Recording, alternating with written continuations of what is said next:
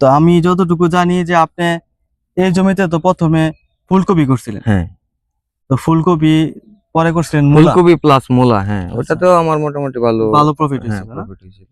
তারপর আপনি এখন হ্যাঁ, পেঁপে এখন করছেন। পেঁপে করছি। তো এই পেঁপের এটা জাত কি? এটা টপ লেডি। Top lady. জি। তো আমরা দেখতেছি যে অনেক গাছে কিন্তু অলরেডি এই যে এই যে এইখানে এই যে হ্যাঁ এই যে পেঁপে আসতেছে না? হুম হুম টপ তো লেডিটা কিন্তু মূলত এই যে দেখেন 3টা করে পেঁপে হয়। হুম হুম এটা কিন্তু টপ লেডির একটা বৈশিষ্ট্য। হ্যাঁ, হুম হুম প্রতিটা এই আপনার যে পেঁপের বটা হয় এটার মধ্যে 1টা থেকে 3টা করে পেঁপে হয়। তো আমরা যে দেখলাম আপনার ক্ষেত আলহামদুলিল্লাহ তেমন কোনো রোগ বালাই নাই, পোকামাকড়ের আক্রমণও কম। হ্যাঁ, হুম এমনিতে হুম ভালো আছে, আবার মালচিং পদ্ধতি ব্যবহার করছেন।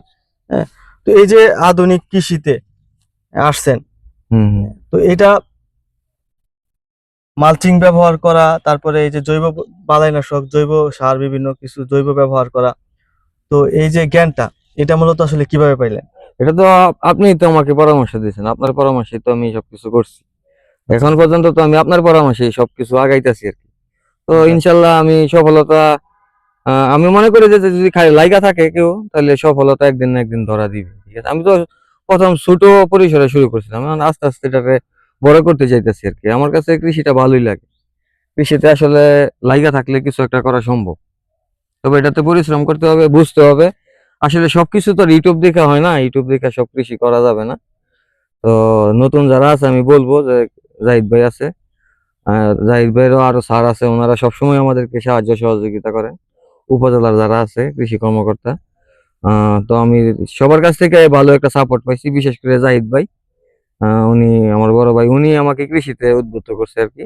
তো আমার মনে হয় যারা শিক্ষিত এরকম বেকার আছে, কিছু করতে চায়, তারা যদি অল্প পরিসরে এই কৃষিটা শুরু করে এবং আধুনিক স্মার্ট কৃষিটা শুরু করে, হ্যাঁ, তো এটা আমার মনে হয় যে খুবই হুম, ভালো, ভালো। লাভজনক। হ্যাঁ, হ্যাঁ, এবং লাভজনক। বুঝে শুনে যদি করা যায়, হ্যাঁ, এর জন্য আগে তাকে জানতে হবে, শিখতে হবে। হুম, আমি বলবো যে শিখে বুঝে নতুন যদি যখন কেউ শুরু করতে করতে চায়, পারবে। তাহলে আপনার সাথে যোগাযোগ করলে আপনি সবকিছু মনে করেন বুঝাইয়া দিলেন, যেহেতু আপনি আমাকে তো ধরেন এই রায়েদের হ্যাঁ আশেপাশে রায়ত তো যারা আছে, হ্যাঁ, হ্যাঁ, তাদের জন্য মানে আমরা আপনি আছি আছেন পাশাপাশি। সব সময় তো আমাদেরকে একটা সাপোর্ট দিতেছেন আপনি।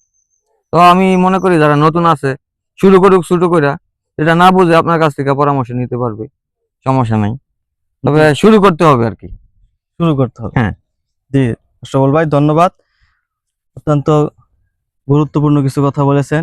তো আমরা আশা করব যারা এরকম কৃষিকাজে আগ্রহী আছেন, আপনারা আপনাদের নিকটস্থ উপসহকারী কৃষি কর্মকর্তার সাথে যোগাযোগ করবেন, উপজেলা কৃষি অফিসে যোগাযোগ করবেন।